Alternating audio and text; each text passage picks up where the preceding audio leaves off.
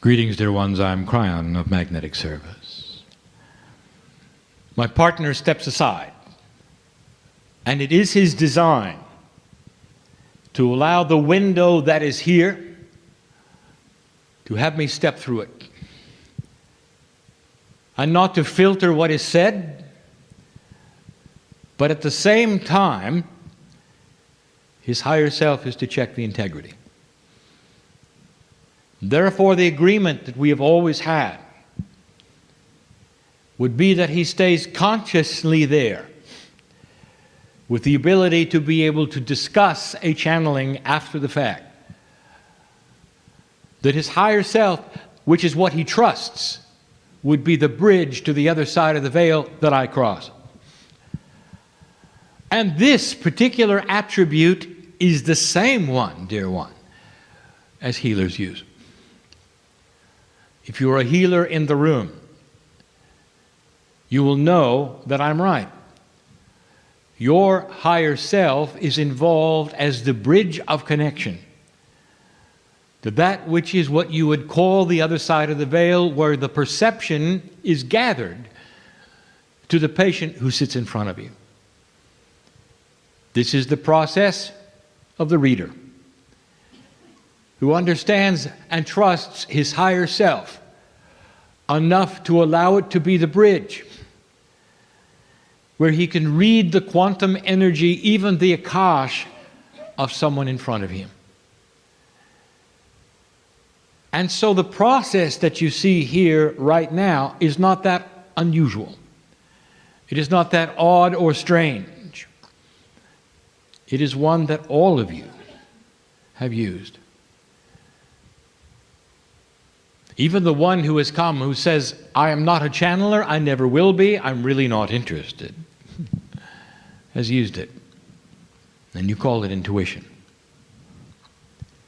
That little spark that will keep you from moving forward, instead will push you to the left or right. There's something about the energy and you follow it. Welcome to channeling. For it is the same process that you hear here. Only 23 years ago, my partner agreed that we would put together a bridge and build it together. One that was built with integrity, transparency, accuracy, and the love from the creative source. And when the bridge was finished and done, that he would be comfortable enough to step aside and let it be used for the traffic of information, especially after 2012. We bring things today which we said we would bring, which are difficult.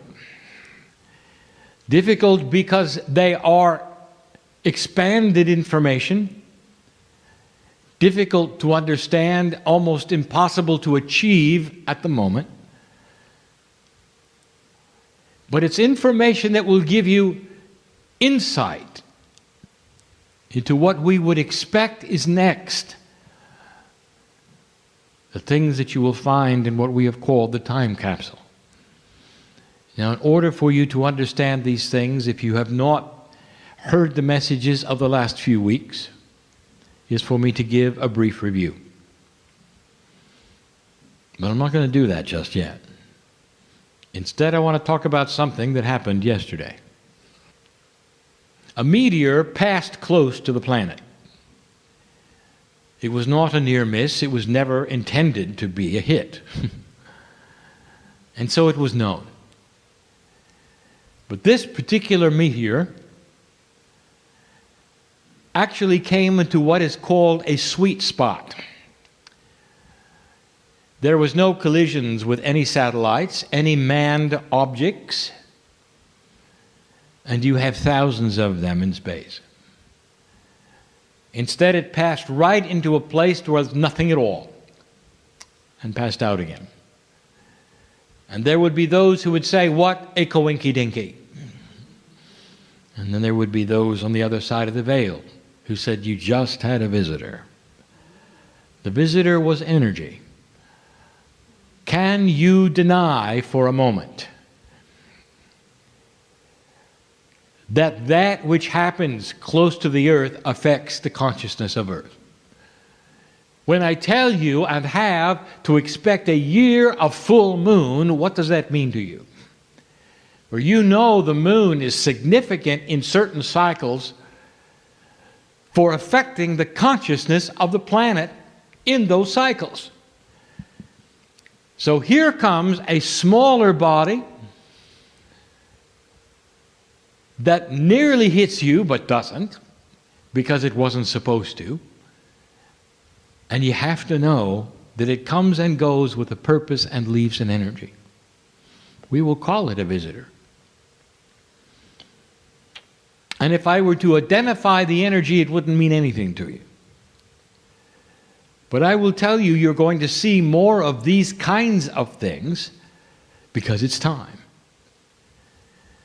That the energies delivered to the planet right now, all of them being delivered, as this was obviously delivered, is about opening the bigger bridge of the time capsule. And so all I have to say is that when you see these kinds of things occur, look at them differently than just something that took place physically in 3D. Understand that there is a delivery system and it comes in many ways. You already know of the ones that come through known astrology.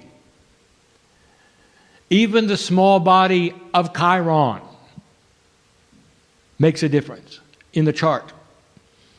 Imagine what this meant to the planet.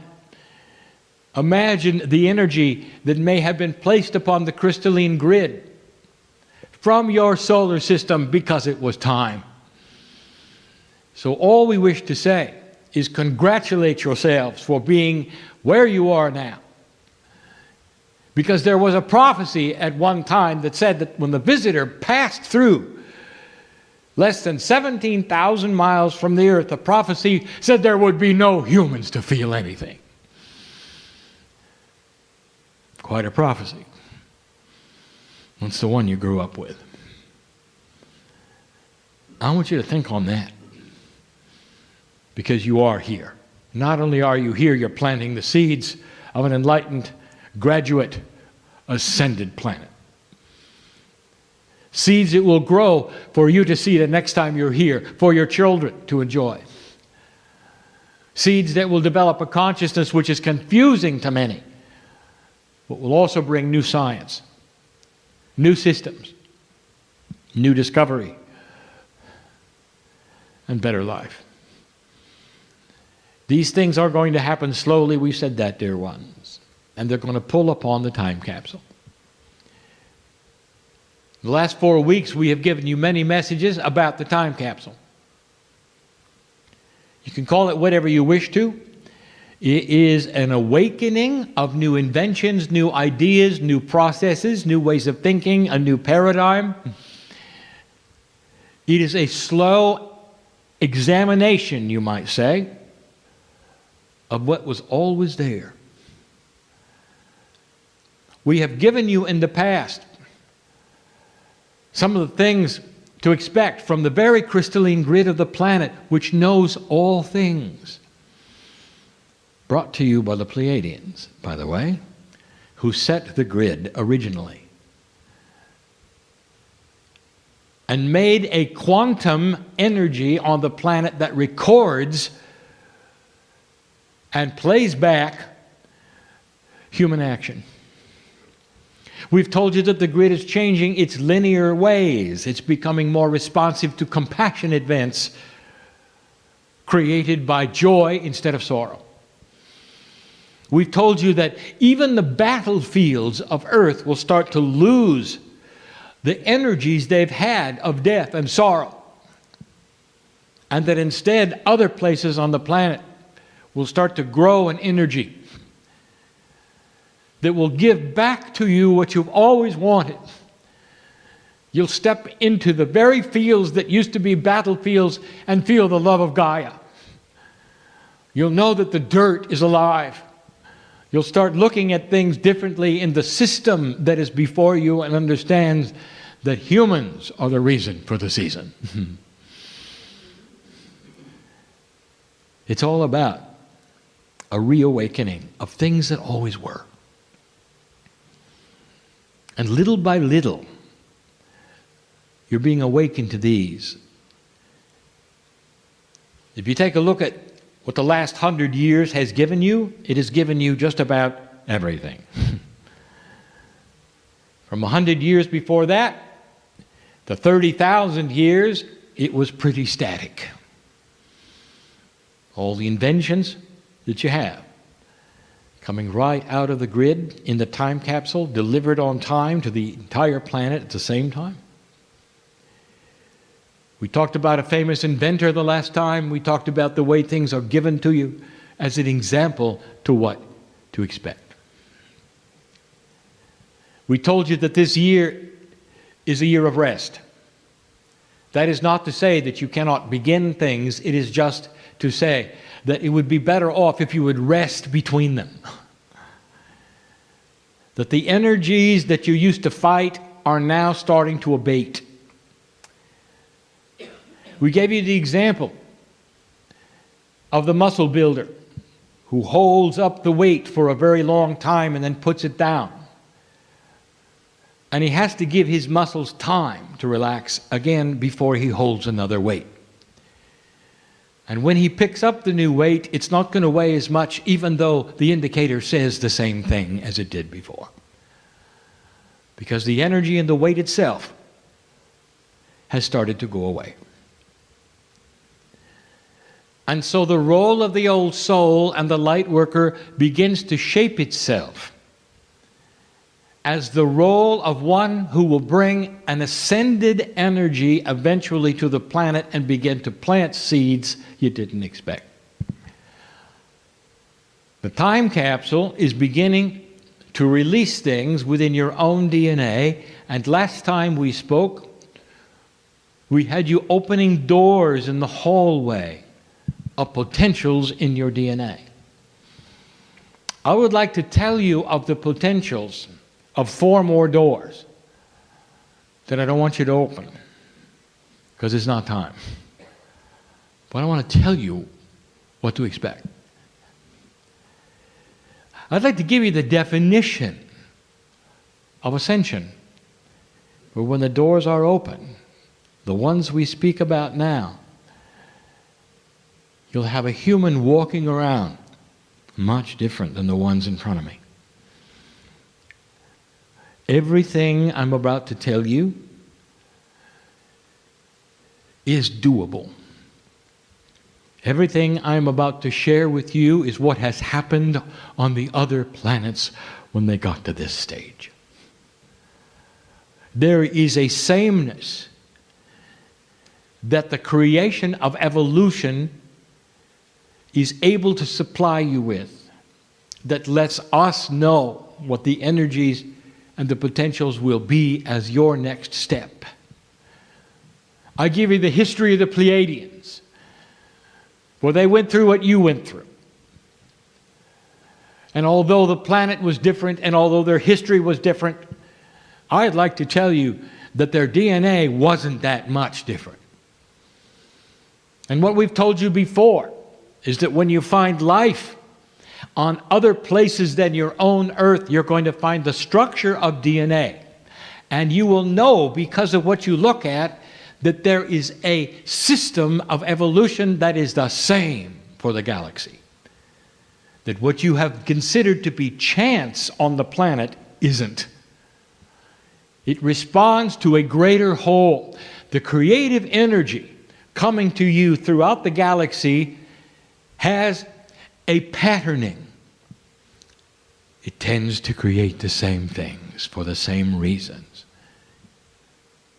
There's a lot of people going to be very disappointed in this because they want to visit another planet and find life with 3 heads, 4 arms, and 14 toes.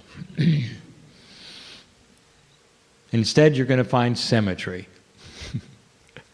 Instead, you're going to find a double helix.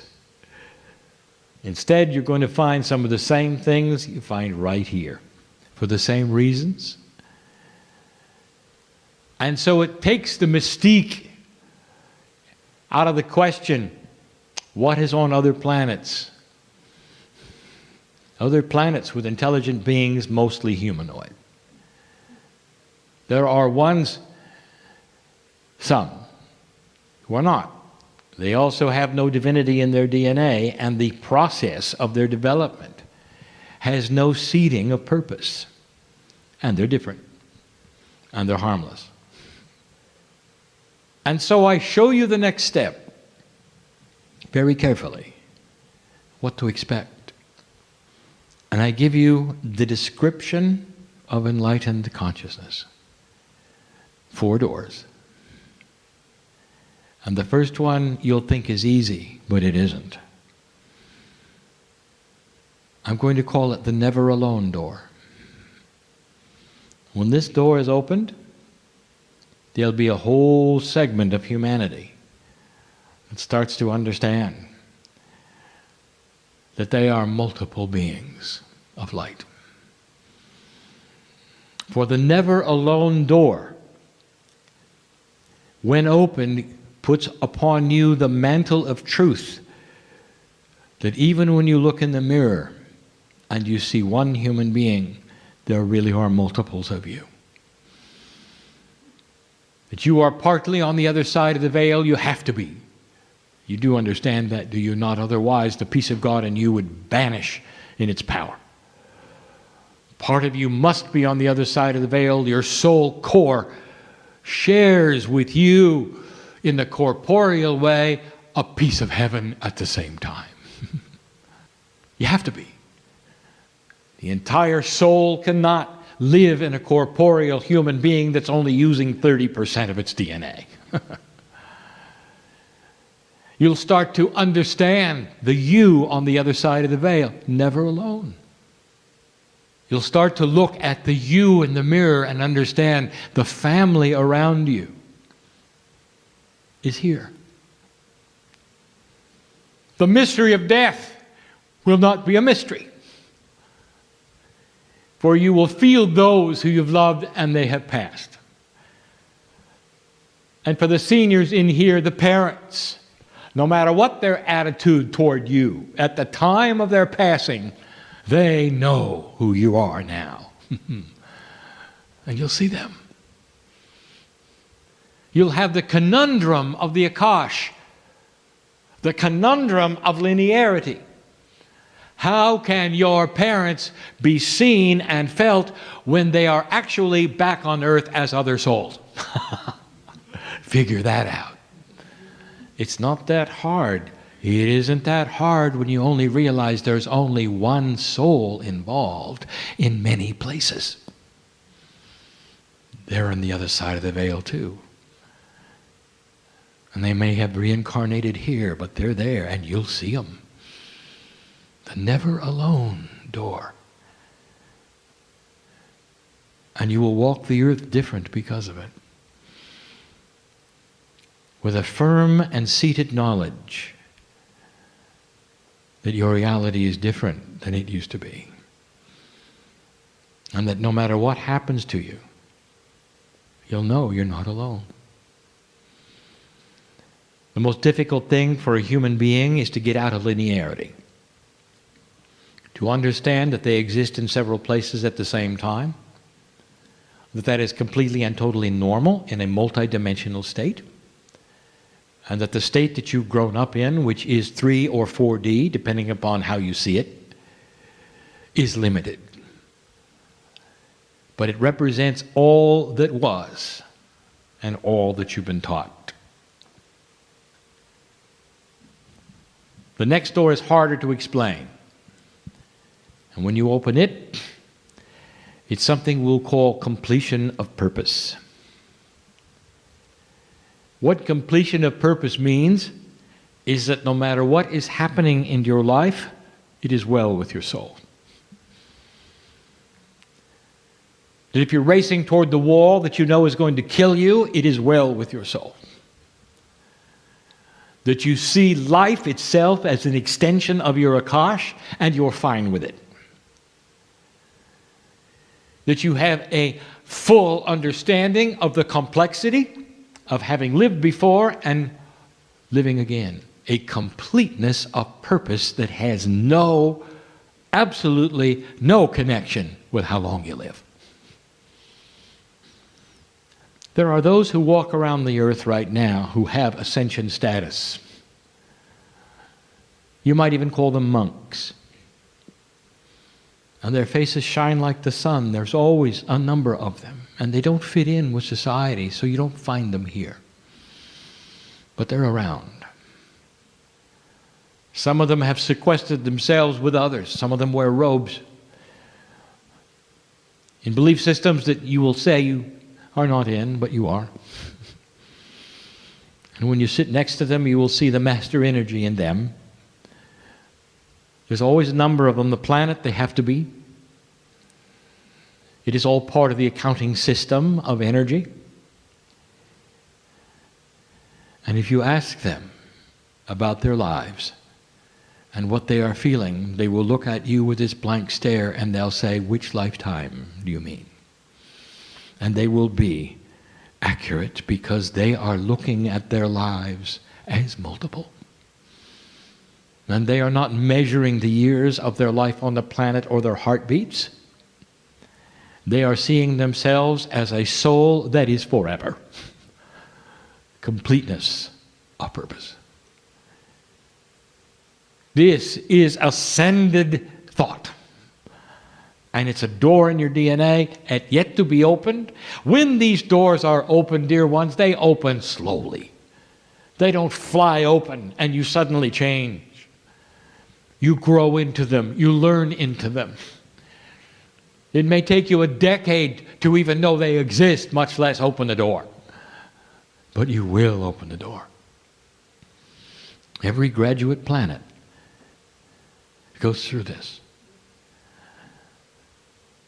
The old energy represented by the seniors on Earth, who you know will never change, and you're right,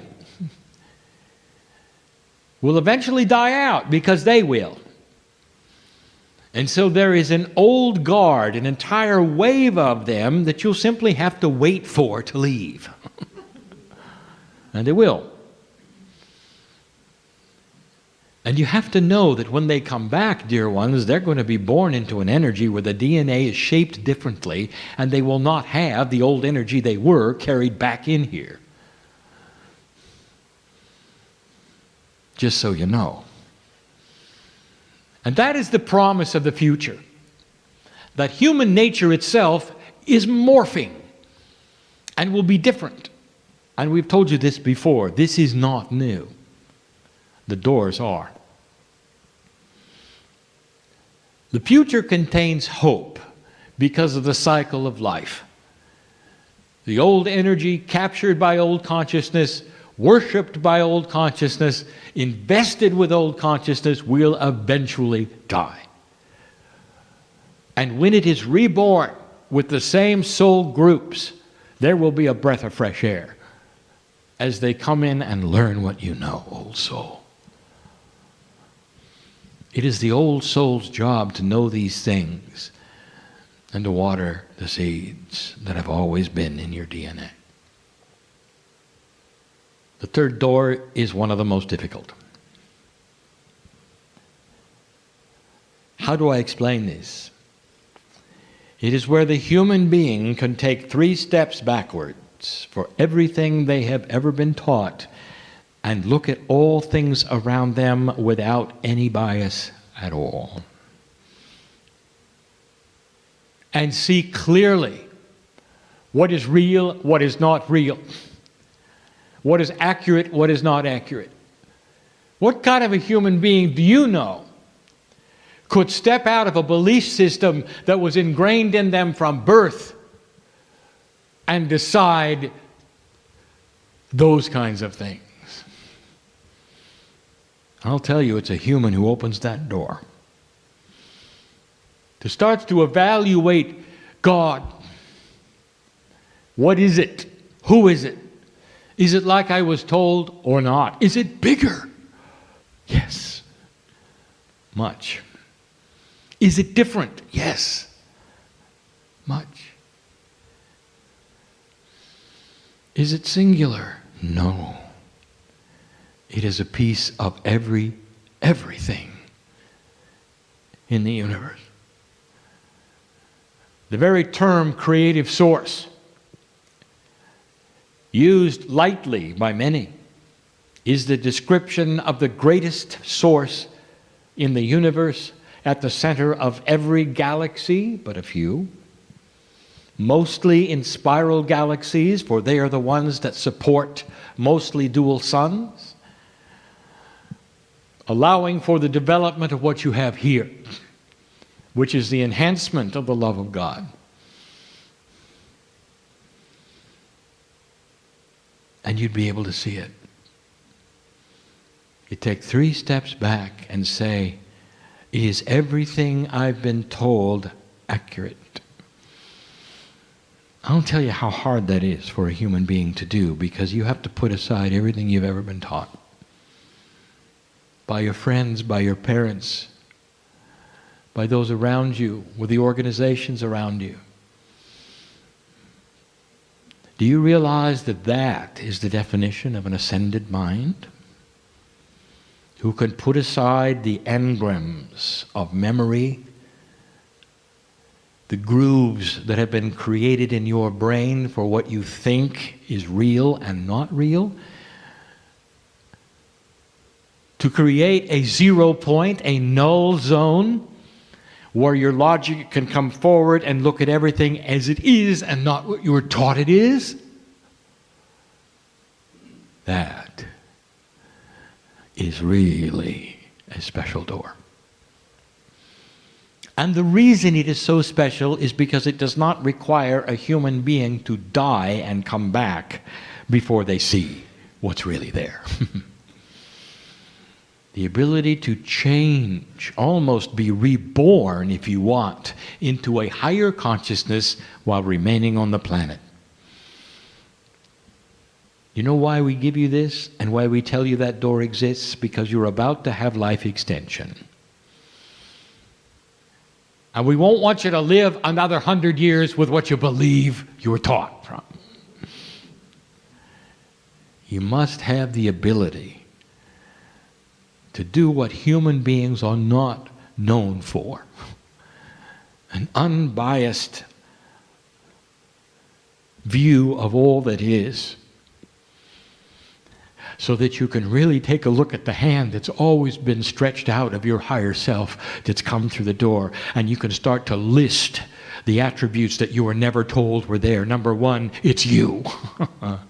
Number 2, it's beautiful beyond belief. Number 3, it has nothing to do with victimization. Number 4, its hand is out because it wants you.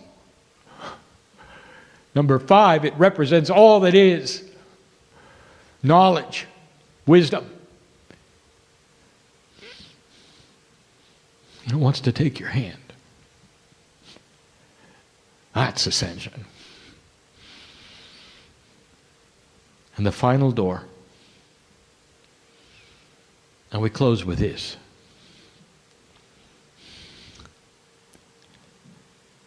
We've covered before, but not in this way. And I'll call it ancient remembrance. Old souls, you're your own ancestors, and in the beginning, you knew more than you know now. In the beginning, you even had DNA, which functioned at a higher percentage than now. The earth has gone through phases of time fractals where you destroyed yourselves. And you didn't do it through atomic bombs, and you didn't do it through all the other things that your science fiction would say. You did it in cooperation with Gaia. And you went to a low consciousness where nothing was happening, and Gaia allowed the pandemic to wipe you out. Did you know that? It's almost like you targeted your own demise for the way you were thinking. And when you came back, and it didn't work again, the same thing happened. Plagues. I don't know if you know how cooperative Gaia is in this process. This is the 5th time around. You knew more back then than you know now. Only this time Gaia is looking at things differently, because now you have signaled to the center of the galaxy, to the center of the earth, to the crystalline grid, to the very essence of Gaia itself, you are staying. And your intention is to build a planet like it's never been before. There are those who will hear my words and will argue with this. And they will say that human nature is human nature, and just wait, they say, we're going to do it all again. Just wait, they'll say, you're going to war again, you're going to start over again, there's no hope. And when you see that, I want you to know what it is. It comes from a consciousness you're just waiting to die. Because that is the old way. And you're not going to change their minds. Because it's fear-based and it will etch itself. They're not old souls either. They're new. And all they know is what they've seen in the last couple of 100 years. They've not gone through what you've gone through. They don't have the wisdom of the ages like you do. Ancient remembrance. When you open that door, dear ones, you're going to begin to see the Akash. An understanding that you have the wisdom of all things, and slowly it will be given to you. You will claim your own history. You will see that which is in you clearer. You will relax and have no ego. For when you know all things, there's no reason to validate any of them. You just know them. You're quiet with it. Do you know that's the attribute of wisdom? Quietness. Why do you have to shout from the rooftops who you are, when at the core of your soul you already know? And these are the things we wanted to tell you to look forward to this day. This is the reality we see, the doors to be opened yet. And it's going to be a while. But we wanted to show you what is there. We wanted to tell you that it is hand in hand with some of your science. For the first time we will tell you that down the line, a university like this one will not have separate buildings for life science and physics. They'll have one building and they'll call it consciousness. And it'll include all of them. You have to. Because eventually when you think the static sciences are discovered to have consciousness, you're going to have to reevaluate everything. And that's going to happen.